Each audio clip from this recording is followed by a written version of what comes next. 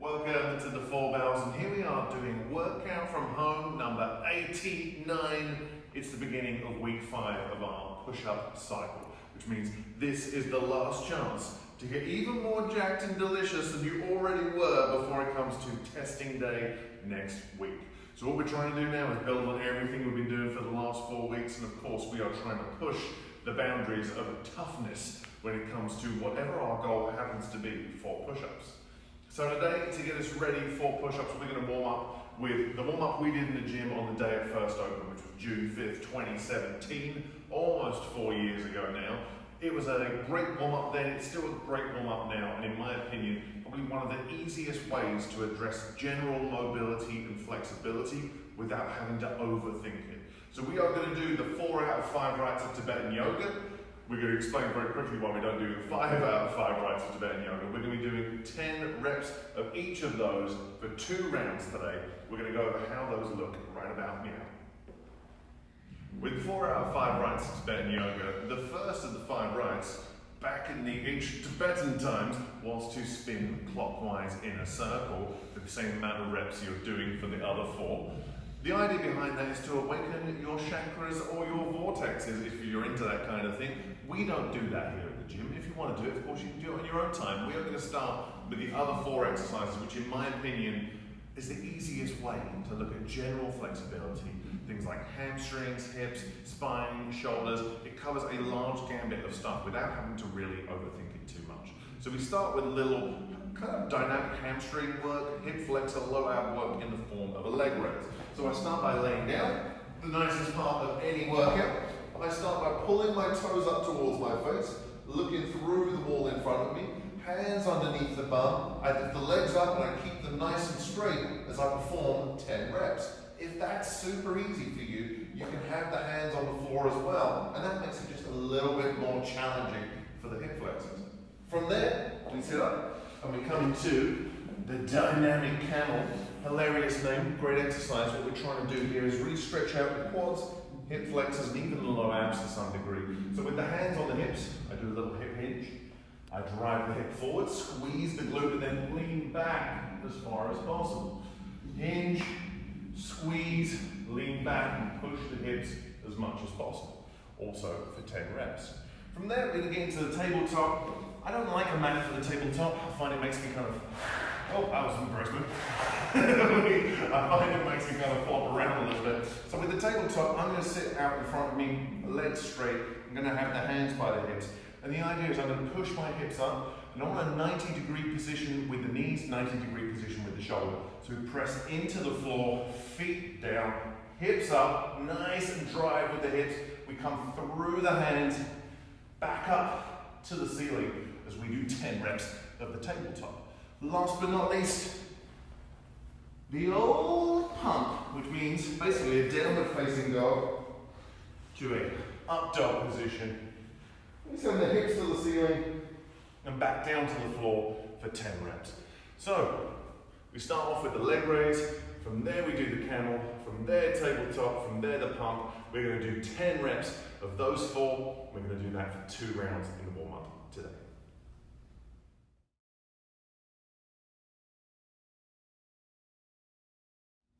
In today's Strength Beat, it's our last chance to build on all that hard work we've been doing for the last 4 weeks as we come to the end of our push-up cycle. So that means really regardless of what goal you have, whether it's trying to get your first push-up, your first one-arm push-up, or increase those push-up numbers, we're really trying to push the boundaries of difficulties here. So in terms of what we're doing today for our strength setup, we're going to be doing 5 sets. Each set is 3 minutes long, split up into 2 90-second windows of time. In our first 90 seconds, we're going to be looking at our specific rep ranges today. So if you're level 1 or level 3, trying to get my first push-up, my first one-arm push-up, the repetitions are going to be very low, which means the intensity, the difficulty level should be very high. So that means expect some grindy, tough reps. So if we look at level 1 starting off today, we're doing 2 to 5 reps. I would rather you be closer to 2 reps, really trying to get as close to the floor as possible, or maybe even now, you're even thinking about maybe trying one before testing day. Ooh, maybe, but either way, 2 to 5 very tough reps. If we are level 2, trying to increase the amount of volume in our push-ups, we are now doing 5 to 25 reps. That is a huge swing of rep scheme. That's everywhere from 25 total reps to 125 total reps. Of course, that talks about your muscular endurance specifically for you. It's not for the guy next to you or the girl next to you, it's for you. So with that in mind, look at that and think about what can I be consistent with across our 5 sets. If last week you did sets of 10 reps and did that all across all 5 sets, now we try to bump it out to maybe 11 or 12. So make sure that we're not going for one all-out set at the beginning. It should be spread out nice and evenly with highest quality reps that we can get in each set. Last but not least, we're going to look at our one-arm push-up. Now what we're going to do is across our 5 sets, as you can see, we have a descending rep scheme, which means in set number 1, I'm going to do 3 per arm, and then set number 2, 3 per arm, and then 2 per arm, 2 per arm, finishing in set 5 with 1 per arm. Means we're going to be trying to get our hand further out from the body, closer down towards the hip. It should be very tough. Once we've done our first 90 seconds of push-up work, second 90 seconds is going to be Y raises. We're going to look at developing the low traps, probably one of the lost muscle groups when it comes to shoulder health. So let's take a look at both of these guys in today's strength piece. Want to learn about push-ups? Just watch the previous 4 weeks' videos. I'll wait. Oh, sorry. So it's the same stuff, guys. We haven't changed anything. All we're trying to do is make sure now it gets more and more challenging as those sets and reps go on. You want to make sure that, particularly if we're on level 1, level 3, trying to get our first push-up or our first one-arm push-up, it should be extremely challenging, which means you're probably going to not have reps that are flying up. Reps are going to be a slow grind. You're going to find that in terms of positioning, elbows are going to want to do weird things, hips are going to sag. We're just trying to keep our position as tight as possible. So regardless of whether I'm doing it scaled or with a regular push-up on the floor, hands as always directly below the shoulder. We bend the bar, external rotation through the shoulder. We make sure that we get our chest just above the floor, what I like to call the old nose boop, and then from there, keeping that tight plank, we press back up. So that's what we're looking for, smooth reps. We're not trying to smash through them as quickly as possible. We are not fitness racing. And of course, if you're doing a one-arm push-up now, it's all about seeing if I can get the hand out as far as possible, then as close to the hip as possible, and then from there, it's like, what little bit of assistance I can use as I'm getting into kind of final reps now. Woo! Just a little bit of assistance as we get closer and closer to our testing week. With the Y raise, it's another one in our arsenal of shoulder health exercises. As I mentioned to you guys before, the low traps, like these are your upper traps, these big guys here. The low traps are kind of just above the shoulder blades, and they're one of the small muscle groups that help control shoulder function. So particularly if you're someone who's very serious about their fitness, but you also happen to have a desk job, it's no surprise that if you're not careful, shoulder injuries can kind of appear. And it's mostly just because the muscles that we want to work don't get much work because we're sitting down a lot. So we're going to try and make a little bit of gains in those guys today. We're going to do 10 per side in a Y raise. I'm just going to grab a light dumbbell, and I'm just going to need something to put my hand on so I can kind of bolster myself. So it doesn't have to be a particular height, but I'm going to hinge forwards like I'm doing in a Romanian deadlift, so torso close to parallel. What I'm going to do is retract the shoulder, I raise up, control down. Relax, retract, raise up, control down. Relax, retract, raise up, and control down. All we're trying to think with our Y raise is when we're bringing the arm out, we don't want the bicep too close to the ear. We don't want to be a letter T. We want to be the half of the Y in YMCA. Start light, get a little bit heavy if you can, and I do mean a little bit, 10 per side of the Y raise.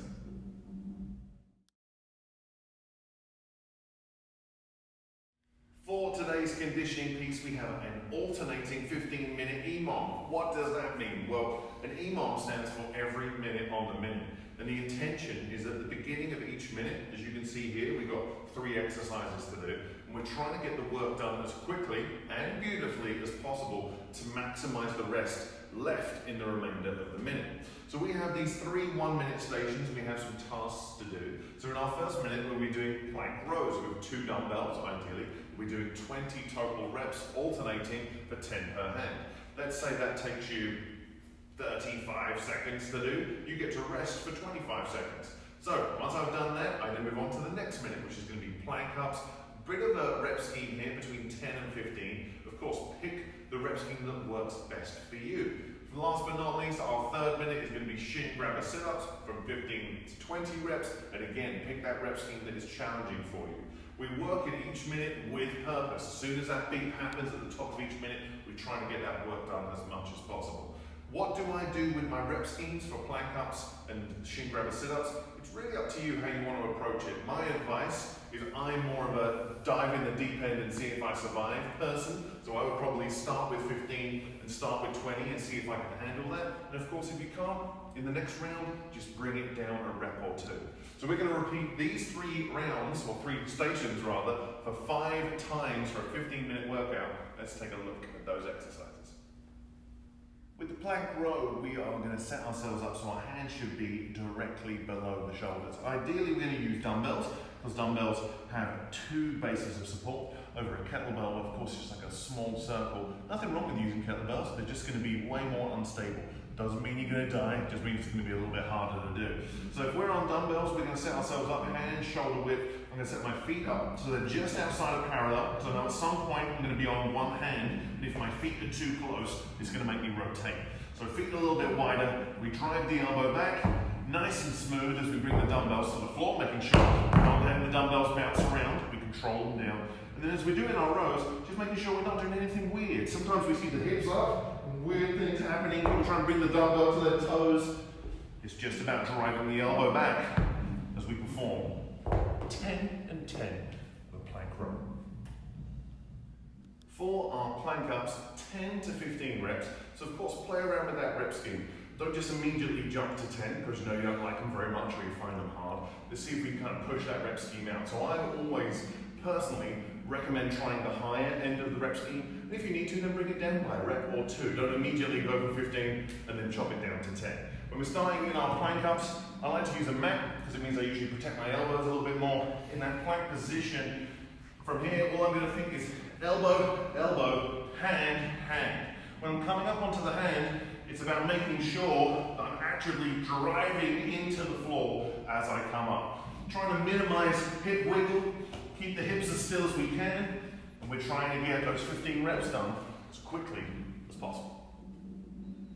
With the shin grabber sit up, the key is in the title. We're going to sit up, grab the shins. It's meant to be an explosive hip flexion exercise, so it means we're meant to sit up with purpose, grab the shins with purpose, slam the feet into the floor, be very dramatic, and if you want to, you can really go fast with them if they make your back feel happy and wonderful. For some people who have tight hip flexors, if you sit a lot, it's not always the most comfortable of exercise, so of course, play around with what feels good for you. If we can, it's 15 to 20 reps. Shoot for 20 first, then see if you need to scale it back to 20, to 15, or just stay at 20, that works well too. Hands touch the floor, heels touch the floor, we explode up, and then try to attack this with purpose, trying to get those 20 reps done in 20 seconds. You should move like you kind of hate yourself or someone said something bad about your mama. Today's conditioning piece is 15 minutes. We've got 3 one-minute rounds. We're trying to get that work done as quickly as possible. We start up with plank rows, 10 and 10 per side, 20 reps. From there, it's plank ups, 10 to 15 reps. And from there, shin grabbers for 15 to 20. Have fun, let us know how you go.